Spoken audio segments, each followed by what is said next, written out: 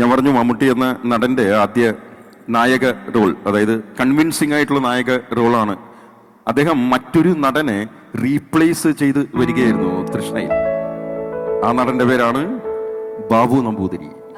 അദ്ദേഹത്തെ റീപ്ലേസ് ചെയ്താണ് മമ്മൂക്ക ഈ തൃഷ്ണയിലെ ഈ റോൾ അവതരിപ്പിക്കുന്നത്.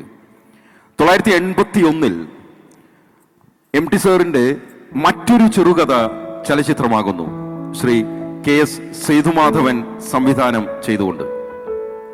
1975 എം ടി സർ ആ ചെറുകഥ എഴുതിയത്. ആ ചെറുകഥയുടെ പേര് തന്നെയാണ് സിനിമയ്ക്കും ചാർത്തി കൊടുത്തത്. ഒരു അനിയനോടുള്ള ഒരു ഓപ്പോളുടെ സ്നേഹമാണ് ആ ചലച്ചിത്രത്തിലൂടെ അവതരിപ്പിച്ചത്. ചലച്ചിത്രത്തിന്റെയും ചെറുകഥയുടെയും പേര് ഓപ്പോൾ.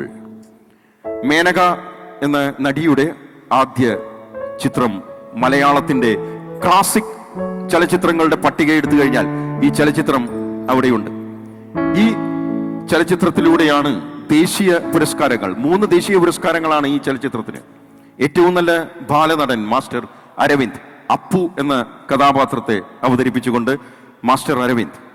ഗോവിന്ദൻകുട്ടി എന്ന കഥാപാത്രത്തെ അവതരിപ്പിച്ചുകൊണ്ട് ഞാൻ മുൻപേ പറഞ്ഞു ശ്രീ ബാലൻ കെ നായർക്ക് ദേശീയ പുരസ്കാരം.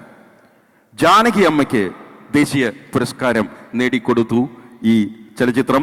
സംസ്ഥാന തലത്തിൽ ഏറ്റവും നല്ല സംവിധായകൻ എന്ന പുരസ്കാരം ശ്രീ സേതുമാധവനും നേടിക്കൊടുത്ത ചിത്രത്തിന്റെ പേര് ഓപ്പോൾ. ഏറ്റുമാനൂർ അമ്പലത്തിൽ എഴുന്നള്ളത്ത്.